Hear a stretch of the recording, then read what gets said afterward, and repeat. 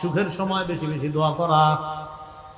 আমাদের অবস্থা হলো উল্টা। আল্লাহ কয় ওয়াইদা আনআমনা আলাল ইনসানি আ'রাদা ওয়া নাআ বিজানিবি। আমি যখন মানুষকে নিয়ামত দান করি, মানুষ আমারে মুখ ফিরায় নেয়, আমার থেকে পাশ কাইটা চলে, মসজিদে আর আসে না। আমি নিয়ামত দান করলাম, আ'রাদা বান্দা মুখ ফিরায় নেয়, ওয়া নাআ বিজানিবি পাশ কাটে।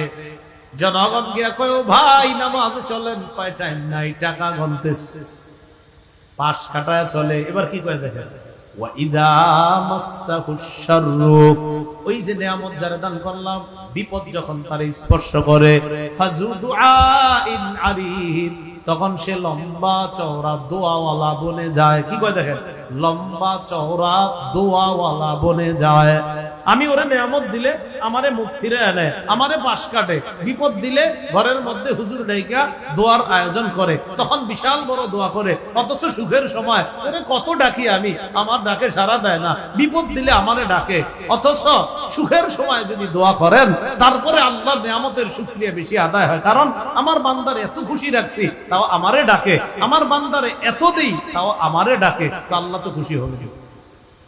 আমার দিকে তাকান তো, এ আমারে কিছু দেয় বা এ আমারে কিছু দেয়, আমরা কত কই ভাই অনেক ভালো মানুষ, জানেন না কত খুশি, একটা উপহার পাঠাইছে আমার জন্য। কি বলি, অনেক ভালো মানুষ, অনেক কিছু করছে আমার জন্য। দুনিয়ার কোন মানুষ কিছু দিলে আমরা এত প্রশংসা করি।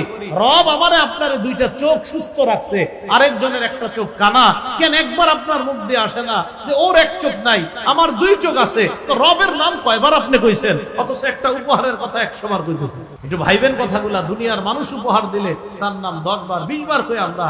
আমার রব আমারে কোন রকম টাকা পয়সা ছাড়া বাতাস দিল, সারাদিন আলোর মধ্যে রাখলো। আমার রব রাতটা অন্ধকার করছে আরামে ঘুমানোর জন্য, কেন রবের নাম একবার আসলো না মুখ দিয়ে? এটা আল্লাহ বলতেছেন, আমি বান্দারে নিয়ামত দিলে ও আমারে পাশ কাইটা চলে, ও আমারে এড়ায়া চলে। ওরে বিপদে ধরলে তখন ও লম্বা চওড়া দোয়া করে। ওরে আমি সুখে রাখলেও আমারে ডাকে না। দেখছেন কেমনে বলতেছে। সুলাইমান নবী পাখির ভাষা বুঝছে, বুঝার পর কয় আল্লাহ তৌফিক দিয়েন, আমি যেন আপনার নিয়ামতের শুকরিয়া আদায় করতে পারি। নবীর থেকে শিক্ষা, নিয়ামত পাইলে আল্লাহরে আরো বেশি বেশি স্মরণ করা। আল্লাহ আমাদেরকে কথাগুলা বোঝার তৌফিক দান।